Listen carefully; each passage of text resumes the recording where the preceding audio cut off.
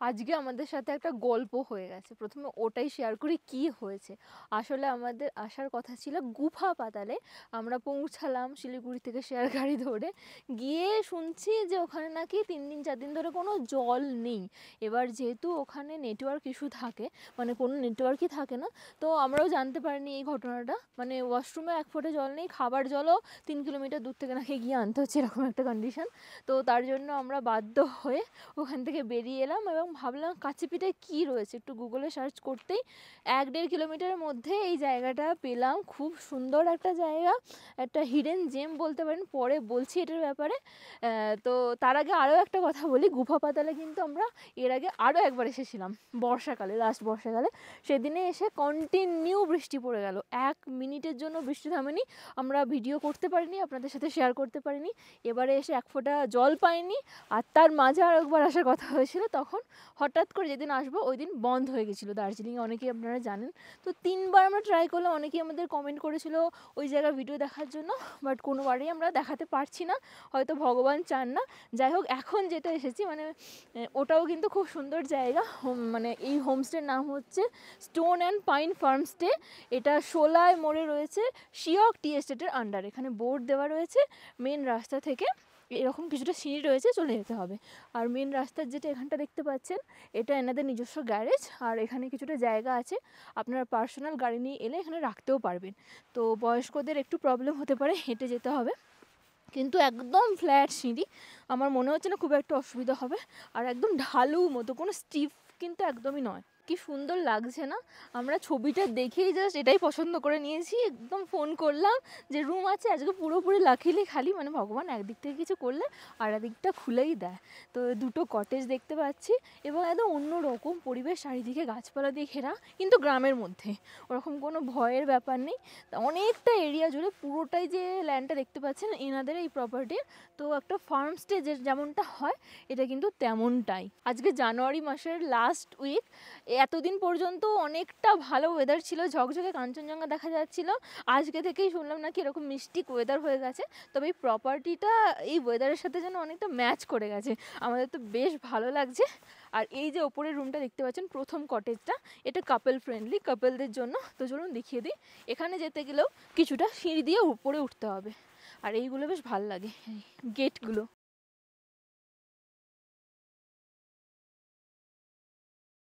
এই কটেজের বাইরেটা একদম স্বপ্নের মতো সুন্দর, দুদিকে গাছ দিয়ে সাজানো রয়েছে, যেন আপনাদেরকে ওয়েলকাম করছে। তার সাথে কাঠের তৈরি, স্টোনের তৈরি ছোট্ট একটি কটেজ, যদিও রুমটা অনেকটা বড় লাগছে, বাইরে থেকে দেখে মনে হচ্ছে ছোট।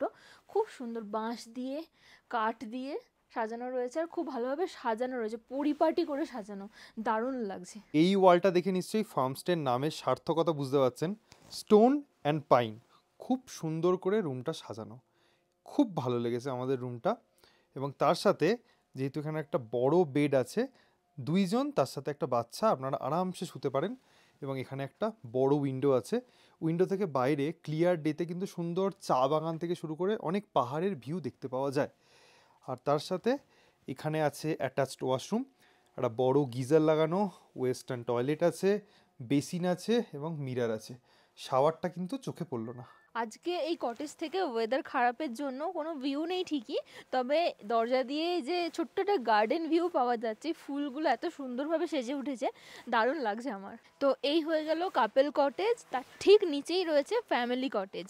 এখানেও আলাদা করে সিঁড়ি করা রয়েছে, যেতে হবে। দুটোর মধ্যে কিন্তু প্রাইভেসি রয়েছে, দুটোর আলাদা গেট রয়েছে, কোনো অসুবিধা হবে না, নিজেদের মতন করে থাকতে পারবেন।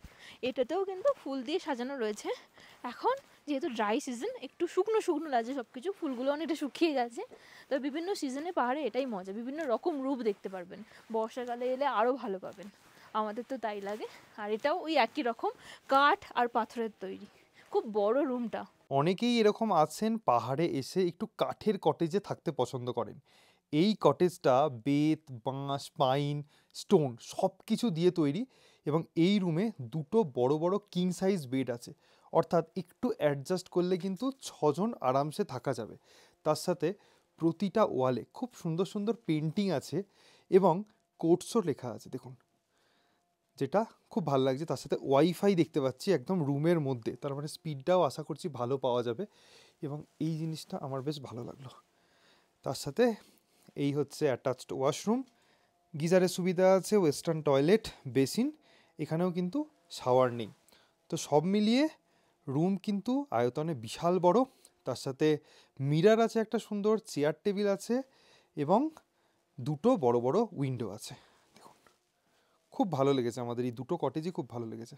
এবার এই কটেজ থেকে আপনারা দুদিকে যেতে পারেন। এই দিক দিয়ে নিচের দিয়ে একটা সিঁড়ি চলে যাচ্ছে, এখানে দেখুন বনফায়ার করার জায়গা রয়েছে, খুব সুন্দর কিউট কিউট বেঞ্চ করা রয়েছে কাঠ দিয়ে তৈরি, একদম ন্যাচারাল ওয়েতে স্টোন দিয়ে বনফায়ার করার মানে জায়গাটা তৈরি করা হয়েছে, খুব ভালো লাগছে। আর নিচে যেটা দেখতে পাচ্ছেন ওনারা নিজেরা থাকেন, তার সাথে ওখানেই ডাইনিং এরিয়া রয়েছে। আর যদি এই দিকে দেখেন একটা রেলিং করা রয়েছে, রাস্তা নিচে চলে যাচ্ছে, ওখান দিয়ে যদি চান ফার্মে যেতে পারেন। তারপর ওখানে দেখতে পাচ্ছি দোলনা রয়েছে, চলুন ওই দিকটায় ঘুরে দেখি। আর ব্যাডমিন্টন কোর্টও আছে যেটা শুনলাম, হ্যাঁ, তো আপনারা এসে এখানে খেলাধুলাও করতে পারেন। আচ্ছা এই হয়ে গেল ব্যাডমিন্টন কোর্ট। নিচে দিয়ে যে রাস্তা চলে যাচ্ছে নেচার ওয়াক করতে পারেন, নিচেরটা কিছুটা গ্রাম দেখা যাচ্ছে, ওখানেও ঘুরতে যেতে পারেন। আর এই নিচে নিচে যেটা দেখা যাচ্ছে এগুলো হচ্ছে ওনাদের ফার্ম, এখানে অনেক কিছু শাকসবজি চাষ হয়েছে, তারপর অনেক গাছপালা বসানো রয়েছে, যেগুলো আস্তে আস্তে আমরাও দেখবো, জানবো, আপনাদেরকেও দেখাবো। আর এই জায়গাটা যেটা বললাম ওনারা নিজেরা থাকেন, এই দিকটাও খুব সুন্দর লাগছে, এখানেই খাবার দাবার সার্ভ করা হয়। আর এটা ক্রিসমাসে মনে হচ্ছে সাজানো হয়েছিল। হ্যাঁ, না অনেকে আসেন না নর্থ বেঙ্গলে, যাদের একটু বাচ্চারা খেলাধুলো করবে, একটু দোলনা চাপবে, তোমার মতো বড়দেরও যাদের ভালো। বুড়ো বাচ্চা আছে তারাও খেলাধুলা করবে, তাদের জন্য কিন্তু এটা বেশ ভালো, বলো? হ্যাঁ, মোচ মোচ করছে। হ্যাঁ, তা তুমি কম ভারী নাকি? হ্যাঁ সত্যি চিনে যাবে? হ্যাঁ, তুমি উঠে পড়ো, 90 কিলো নিয়ে উঠে পড়ো, উঠে পড়ো, হ্যাঁ চলো। আচ্ছা, এটা ডাইনিং এরিয়া না? হ্যাঁ, হ্যাঁ হ্যাঁ, তাই লাগছে। সুন্দর। ওনাদের পার্সোনালও মানে জিনিসপত্র দেখতে পাচ্ছি, আমরা এখন ঢুকছি না, আগে জেনে নিই হ্যাঁ একদম। ব্যাপারটা। তার সাথে এদিক দিয়ে একটা দেখুন সিঁড়ি নেমে যাচ্ছে, এখান দিয়ে দেশি চিকেন ফার্ম বাহ, এখানে এলে ওটা পাবেন। অসাধারণ। এখানে ওই যে যেটা সবুজ দিয়ে হুম, ঘেরা আছে ওইটা, তারপর এখান দিয়েও নেমে নেমে মানে রাস্তার মধ্যে দিয়ে গাছপালার মধ্যে দিয়ে আপনারা নেচার ওয়াক করে আসতে পারেন। আর এই ব্যালকনিটাও খুব খুব সুন্দর। সুন্দর, এটা ওনাদের পার্সোনাল। পার্সোনাল না, আমার মনে হয় গেস্টদেরকেও বসে এই কি? চা টা দেওয়া হয়। হতে পারে, কারণ হতে এটা পারে, এই যে ছোট্ট। সিটিং অ্যারেঞ্জমেন্ট করা আছে না একটু। হ্যাঁ হ্যাঁ হ্যাঁ রাইট। তবে মেন জায়গার পাশে হলেও কিন্তু জায়গাটা একটা অফবিট অফবিট ফিল আছে। হ্যাঁ, কারণ মেন রোড অনেকটাই ওপরে, অনেকটাই একটু ওপরে, মানে এক্স্যাক্টলি। 500 মিটার মতন হয়তো একটু নেমে হ্যাঁ, আসতে হবে। জায়গাটা একটা ফিল আছে আলাদা। অত্যন্ত সুন্দর করে ডাইনিং এরিয়াটা সাজানো, মানে এটা দেখেই মনে হচ্ছে যে এখানের যে হোমস্টে ওনার আছেন উনি অত্যন্ত রুচিশীল একটা মানুষ। তার সাথে প্রতিটা ছবি, এখানে গণেশজির ছবি আছে এবং গেস্টরা মানে আপনারা এলে কিন্তু এখানে টিভিও দেখতে পারেন, সেই সুবিধাও কিন্তু আপনাদের জন্য আছে। এটা হচ্ছে ডাইনিং টেবিল, এখানে বসার জায়গাও আছে, মানে খুবই সুন্দর করে সাজানো, মানে দেখে এতটা ভাল লাগছে এবং এতটা বড় একটা জায়গা। টুকটাক এখানে চিপস, ওয়াই ওয়াই এই সমস্তও কিছু বিক্রি হচ্ছে, কোল্ড ড্রিঙ্কসও আছে, এটা কিচেন। তো সব মিলিয়ে ভীষণ সাজানো গোছানো একটা ডাইনিং এরিয়া বলতে পারেন।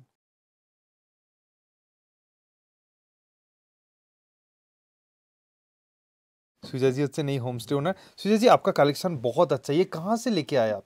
ये मैंने अब्रोड से लेके आया था ये अच्छा। सब अब्रोड से कलेक्शन से मेरा। हाँ, और ये ऑलमोस्ट 14 इयर्स पुराना है। 14 इयर्स। 14 इयर्स। बाप रे। ये खराब नहीं होता एक्चुअली। ये इसमें क्या क्या है? दाल चावल अच्छा। चेक करके डाला है इसमें। अच्छा, और विनेगर में भिगाया है इसको एक्चुअली। विनेगर में अच्छा। खराब नहीं होता। और ओके। इसमें ये मिर्ची, हाँ, ये वो capsicum, called capsicum. Capsicum, oh nice. Burj Khalifa. আর সব থেকে যেটা আমার বেশি ইউনিক লাগলো এটা টিস্যু বক্সটা, একদম অন্য রকম, কি সুন্দর এটা। তার সাথে প্রতিটা শোপিসই খুব ইউনিক ইউনিক দেখতে। আর ওখানে অটোটা আমার হেভি ये লেগেছে। ऑटो ये पाकिस्तान का ऑटो है। ऑटो पाकिस्तान का ऑटो है? पाकिस्तान से आया था गिफ्ट। वो बाइक थाईलैंड से लाया था। আচ্ছা, अच्छा ये कश्मीर से लाया था ये। अच्छा अच्छा। মানে এখানে এলে মানে আমাদের দেশের বিভিন্ন প্রান্ত বা অন্য বিদেশের और ये मेरा यहीं का नेचुरल वो है। हाँ, মাশরুম না, mushroom, natural। ওয়াইল্ড। क्या बहुत अच्छा है, बहुत এই अच्छा। মাশরুম দিয়ে রুমের মধ্যেও সাজানো ছিল, খুব সুন্দর, প্রত্যেকটা জিনিস এত সুন্দরভাবে ডেকোরেট করা রয়েছে। এগুলো ক্যান্ডেল হোল্ডার, কি সুন্দর ছোট্ট ছোট্ট জিনিস, বাট খুব ভালো, প্রত্যেকটা শোপিস খুব খুব পছন্দ হয়েছে ये আমার। कन्याकुमारी का सोवनियर है। अच्छा, कन्याकुमारी से लेके आया। বাপরে, क्या बात है। ওপর থেকে এই হচ্ছে হোমস্টে। আর যেরকমটা আগেই বললাম, যদি আপনারা 2 হুইলার নিয়ে আসেন তাহলে উনি গ্যারেজের মধ্যেই গাড়ি রাখার ব্যবস্থা করে দেন, আর যদি 4 হুইলার নিয়ে আসেন তাহলে এই জায়গাটায় গাড়ি পার্ক করতে পারেন, কারণ এখান দিয়ে খুব একটা গাড়ি যায় না। আর এখন আমরা যাচ্ছি একটু হেঁটে হেঁটে মেন রাস্তার দিকে। তো এটি হচ্ছে মেন রাস্তা, আর শোলে মোড় এই জায়গাটাকেই বলা হয়। হোমস্টে হচ্ছে নিচের রাস্তাটা দিয়ে জাস্ট কিছুটাই আমরা হেঁটে চলে এলাম।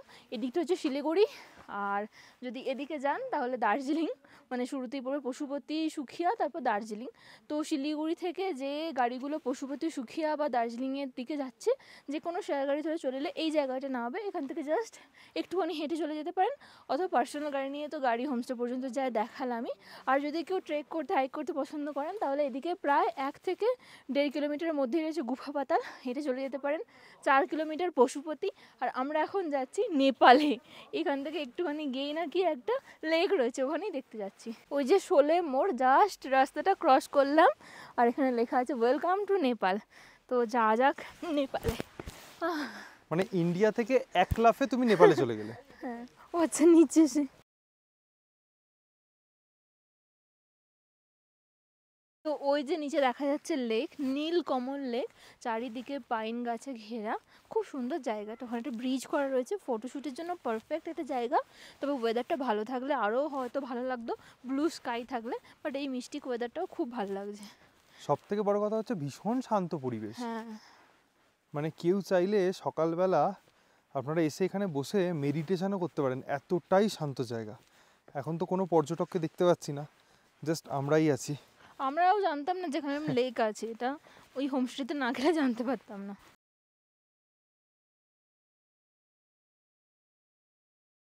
पहले तो ये लेक नहीं था, इसका पानी का जो मेन सोर्स है वो वहाँ पे है, अच्छा, वही था। वो जो छोटा वाला दिख रहा है। हाँ, छोटा वाला वो नीचे से, अच्छा। जमीन से नीचे से आता है पानी अपने आप उठ गया। तो ये तो प्लेन था पहले, इसको कटिंग करके इन्होंने ऐसे ये शेप shape- दिया। shape दिया अच्छा हुआ है। अच्छा। तो वहीं से पानी आता है, वहाँ से पानी फ्लो होके यहीं पे आता रहता है, सूखता नहीं है ये। इसका ये इम्पोर्टेंस है एक्चुअली, ये पाइन फॉरेस्ट के बीच में लेक सर्वाइव नहीं होता जल्दी से, क्योंकि ये पाइन ट्रीज बहुत ज़्यादा पानी एब्जॉर्ब करता है रूट से, इसलिए सब सुखा देता है जितना भी पोखरीज है, आई मीन जो भी लेक्स होता है। लेकिन ये समहाउ अभी तक ये रिसेंट हुआ ना? रिसेंट 2-4 साल हो गया होगा इसको। अच्छा अच्छा। और इधर मछली भी छोड़ा है, हाँ, मछली डाला हुआ है। कलरफुल। देखो मछली एखाने। डाला हुआ है, और जैसे ये ऊपर बोतल में जो फ्लावर हाँ हाँ हाँ, एजिलिया। एंजेलिया ये लगाया हुआ है यहाँ पर भी। तो फ्लावरिंग के, जब ये फ्लावरिंग के टाइम पे अच्छा लगता है। এই মাছটা কি কিউট দেখতে, হ্যাঁ, অরেঞ্জ একা একা। কালারের, গোল্ডফিশের মতন। একদম ও একা একা। এবং আমি ওইদিকে দূরে একটা দেখো বড় অরেঞ্জ দেখা যাচ্ছে। হ্যাঁ, ওটা অনেক ভীষণ বড়। মাছ আছে এখানে, অনেক বিভিন্ন মাছ আছে। কালারফুল। এক্স্যাক্টলি।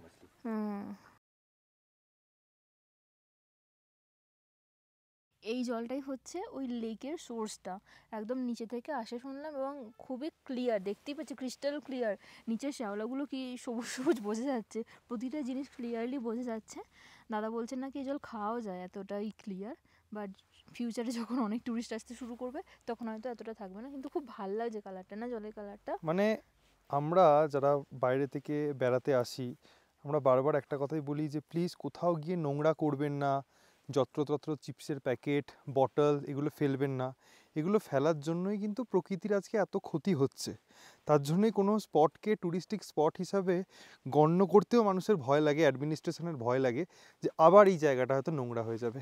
আর এটা নেপালের দিক থেকে এই যে রুটটা বানানো হচ্ছে, একদম গুফা পাতাল পর্যন্ত নাকি বানানোর একটা ব্যাপার কথা হয়ে রয়েছে। এইটুকুনি হয়েছে, এই পাইন ফরেস্টের মধ্যে দিয়ে দিয়ে ডাইরেক্ট গুফা পাতাল, মানে তার মানে ট্রেক রুট এটা।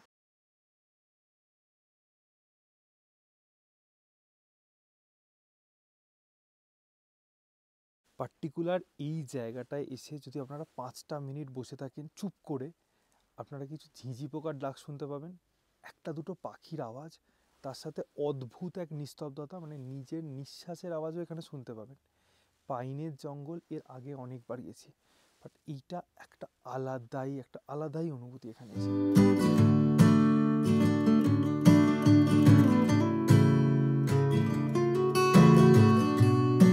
এই যে বিশাল পাইনের জঙ্গলটা দেখছেন, এটা কিন্তু পুরোটাই নেপাল সরকারের আন্ডারেই পড়ে, এবং বিশাল বড় একখানা জঙ্গল পাইনের, তার সাথে ঘন।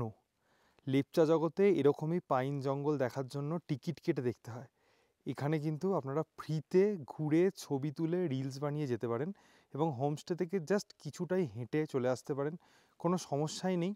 ডেফিনেটলি যারা একটু নেচার ওয়াক করতে পছন্দ করেন তারা এই জায়গাটা একটুও মিস করবেন না।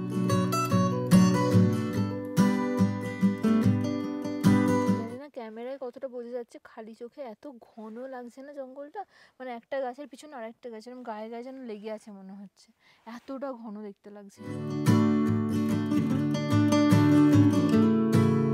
এই পাইনের জঙ্গল দুটো সময় খুব ভালো লাগে, একটা হচ্ছে যখন রৌদ্রোজ্জ্বল দিন হয়, একদম পাইন গাছের মধ্যে দিয়ে সূর্যের আলোগুলো বেরিয়ে বেরিয়ে আসে, ওটা একটা। আর সেকেন্ড যখন প্রচণ্ড মেঘ হয়, মানে যখন খুব মেঘের খেলা হয়, পাইনের মধ্যে দিয়ে মেঘের খেলা দেখতে জাস্ট দারুণ লাগে। কেন বারবার বলছিলাম যে ঘন ঘন, বাইরে থেকে বুঝতেই পারছেন একটুকু ফাঁক করে দেখা যাচ্ছে না, জেনারেলি একটু একটু হলেও দেখা যায় কোথাও একটু আলো ঠিকরে পড়ছে, বাট এখানে দেখুন এত ঘন, কি সুন্দর লাগছে। আর এদিকটা দেখুন ধাপে ধাপে চাষ হওয়ার জমি, কি ভালো লাগছে। ওপরে মনে হচ্ছে ওগুলো কি হয়েছে, সর্ষে ফুল তো না, মৌরি ফুল মনে হচ্ছে, মৌরি চাষ হয়েছে। মানে এটা ভাবতে ভালো লাগছে, আমরা পুরো এই জঙ্গলের ভেতরে হেঁটে হেঁটে বেরোলাম।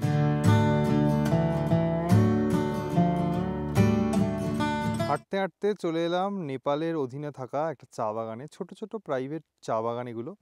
এখানে আপনারা ক্লিয়ার ডেতে এলে এই জায়গাটা থেকে দাঁড়িয়ে দাঁড়িয়ে যেরকম অপূর্ব সানসেট পাবেন, তার সাথে শ্রীয়ান্তু, কান্নাম, ইলাম, ফিক্কাল এই সমস্ত জায়গার ভিউও পেয়ে যাবেন। আজকে তো পুরো ফগি ওয়েদার, তাই কিছু তেমন দেখাতে পাচ্ছি না, বাট দেখুন এগুলো সবটাই কিন্তু নেপালের চা বাগান। শীতকালের এটাই মজা, দেখুন ঠান্ডায় ঠান্ডায় বনফায়ার। যে লেকটায় গিয়েছিলাম দাদা দূর থেকে বলেছিল দ্বীপকমল, বাট আমরা শুনেছিলাম নীলকমল। আর এই যে পুরো জায়গাটা, এই জায়গাটাকে বলা হয় নেপালের রানী বন। এই যে চারপেই বাচ্চাটাকে দেখছেন, এর নাম হচ্ছে ফিডো। পিছনে আছে ফিডোর সুন্দর কটেজ। এই প্রপার্টিতে যেরকম পার্কিং আছে, যেরকম ওয়াইফাই ফেসিলিটি আছে, সেরকমই আপনাদের যদি পেট থাকে সেটা এখানে নিয়ে আসারও ব্যবস্থা আছে। অবভিয়াসলি পেটকে যখন নিয়ে আসবেন তখন শোয়ার একটা ব্যবস্থা করবেন, বেডে কিন্তু শোয়াটা অ্যালাউড না।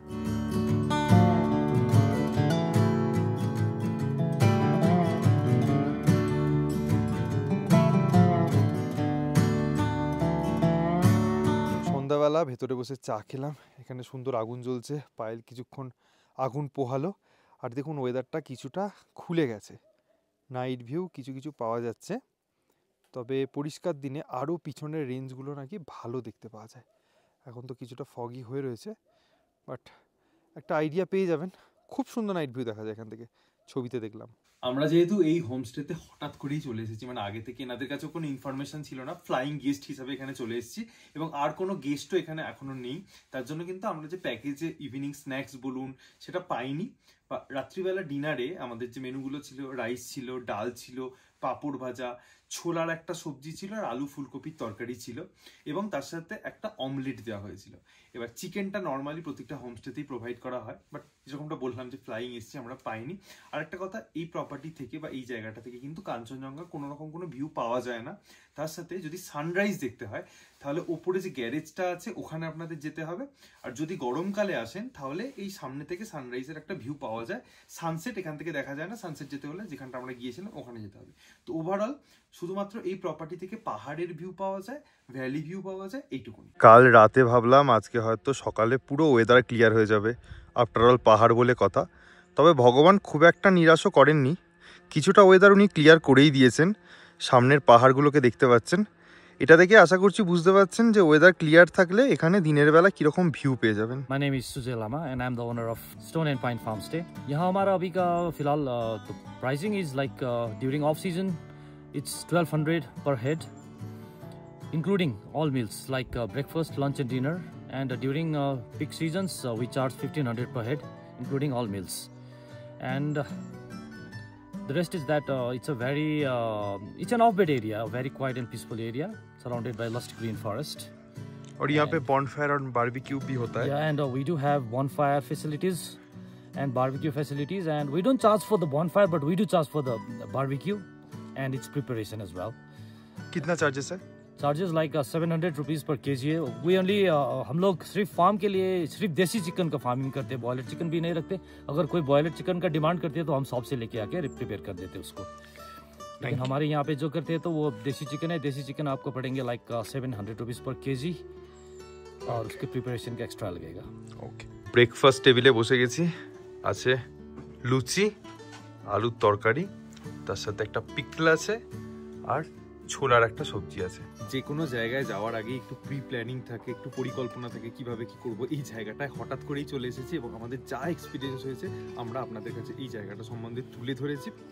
তো এখানে শেয়ার গাড়িতে আসা কিন্তু খুবই সহজ, মানে শিলিগুড়ি জংশন বা দার্জিলিং মোড় থেকে আপনারা পশুপতি বা সুখিয়া যাওয়ার যে কোনো গাড়ি ধরুন, ধরে যেরকম মোড়টায় দেখালাম সেই মোড়টায় নেমে পড়ুন, নেমে পড়ে এইটুকুনি হেঁটে চলে আসুন। 250 টাকা জনপ্রতি ভাড়া। আবার এখান থেকে আপনারা যখন শিলিগুড়ি যাবেন ওই মোড়ে দাঁড়িয়ে থাকবেন, গাড়ি পেয়ে যাবেন, অথবা এখান থেকে আপনারা দার্জিলিংও চলে যেতে পারেন। তো এই ছিল আমাদের ওভারঅল এক্সপিরিয়েন্স। তো যদি ভিডিওটা ভালো লেগে থাকে একটু like, comment, share and subscribe, bell notification on করে দেবেন। সকলে খুব ভালো থাকবেন, সুস্থ থাকবেন, আর এইভাবেই দেখতে থাকুন সায়াল স্টোরিজ।